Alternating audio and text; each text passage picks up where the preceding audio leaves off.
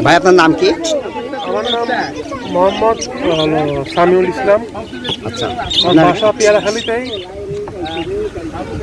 আমার কাছে বর্তমানে কবুতর আছে, যে লুটন আছে, তারপরে আপনার হচ্ছে কালাদম আছে, ফিডব্যাক আছে, লাক্ষা আছে, বোম্বাই আছে। কত করে ভাই? বিক্রি না প্রদর্শনের জন্য। তারপরে যে ঝর্ণা শাটিং, কিং আছে, পোটার আছে, আপনার হলো চিলা আছে, দাবাসিং, ওটা হলো র্যাং, গ্লেজার, তারপরে হচ্ছে হলো এই যে হুমার আছে, সিরাজি, তারপরে বিউটি, ওই যে রেচার।